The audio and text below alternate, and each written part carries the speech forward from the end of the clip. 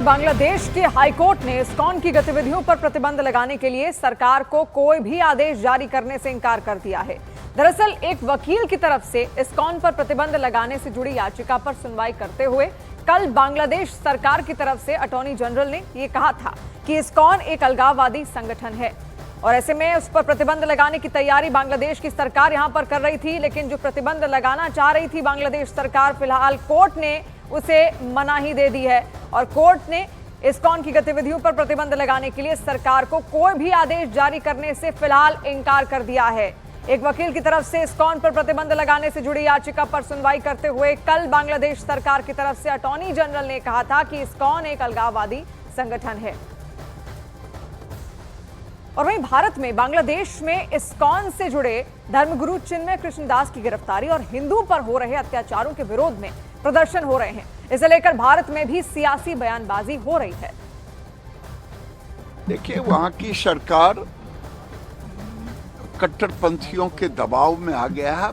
पाकिस्तान की सरकार और बांग्लादेश की सरकार में अब कोई अंतर नहीं रह गया है। भारत की सरकार ने कड़ी चेतावनी दी है और मैंने कल भी कहा था, मैं सब दिन कहूंगा, इसमें संयुक्त राष्ट्र संघ को हस्तक्षेप करना ही चाहिए। बांग्लादेश मोदी सरकार जब से आई है उसकी गतिविधियों से भारत में अंतर्राष्ट्रीय जगत पर कई देशों में भारतीय जो वहां रह रहे हैं वो सुरक्षित नहीं महसूस कर रहे हैं, उन पर हमले हो रहे हैं, हत्याएं हो रही हैं। बांग्लादेश में विशेष रूप से हिंदुओं पर याद आती है इंदिरा गांधी।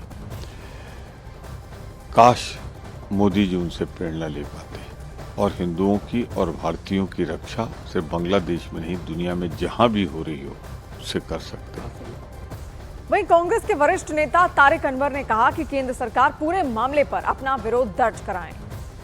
बांग्लादेश में इस्कॉन को अलगाववादी संगठन बताया गया है कोर्ट में सरकार की तरफ से, और इससे जुड़ी एक याचिका भी कोर्ट में है ताकि इस्कॉन को बैन किया जाए। हमारे साथ बातचीत करने के लिए तारिक अनवर है, कांग्रेस के वरिष्ठ सांसद। जिस तरह से हिंदुओं पर हमला हो रहा है, इस्कॉन हिंदू संगठन है, उसको फंडामेंटल बताया गया है, कैसे देख रहे हैं आप लोग, क्या मांग करेंगे? देखिए, ऐसा है कि ये तो बांग्लादेश का अंदरूनी मामला है, कानून व्यवस्था को देखने की उनकी जिम्मेदारी है, लेकिन उनको भी ये चाहिए कि ऐसा कोई कदम ना उठाएं जिससे किसी रिलीजियस या धार्मिक जो आस्था है उस पर किसी तरह का आँच आए, और जो भी फैसला उनको करना है सोच समझ कर लेना चाहिए।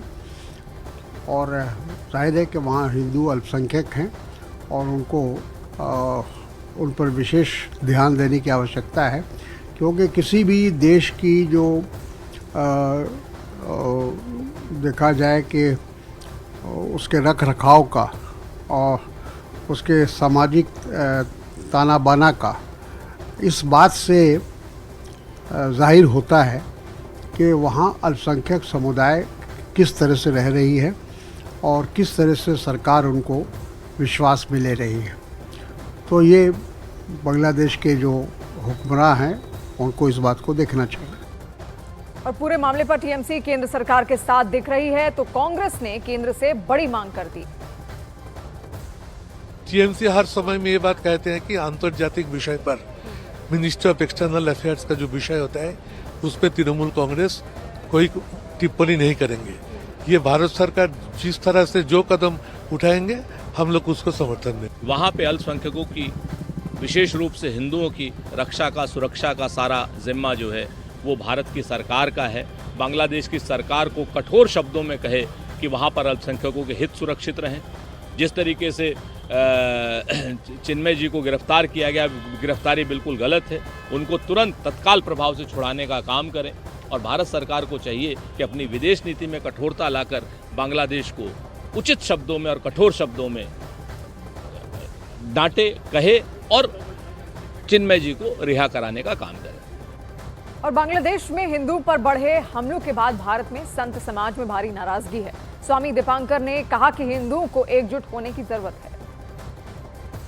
देखिए, ये जिस प्रकार से बांग्लादेश में सनातन संस्कृति के प्रति कुठाराघात किया जा रहा है, ये बहुत निंदनीय कार्य है। जिस संस्था ने बांग्लादेश विभाजन के समय पे महीनों उन्हीं मुसलमानों को, उन्हीं इस्लाम के लोगों को भोजन दिया था, आज उन्हीं के ऊपर इस प्रकार की कार्रवाई हो रही है, ये कितना निंदनीय है। इससे यह पता चलता है कि ये इस्लाम कितना कट्टरपंथी लोग हैं। इस्लाम में कोई मानवता नाम की चीज नहीं है कि कोई तुम्हारे साथ जो भोजन कराया, जो खिलाया पिलाया, आज उन्हीं को तुम इस प्रकार की बातें कर रहे हो। इस पर तत्काल प्रधानमंत्री को संज्ञान लेना चाहिए।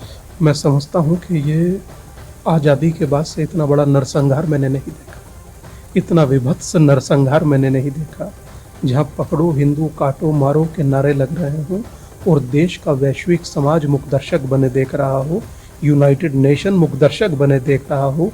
कांच टूट जाने पर विरोध करने वाला यूनाइटेड नेशन लाखों हिंदुओं के नरसंहार पर मौन कैसे हो सकता है।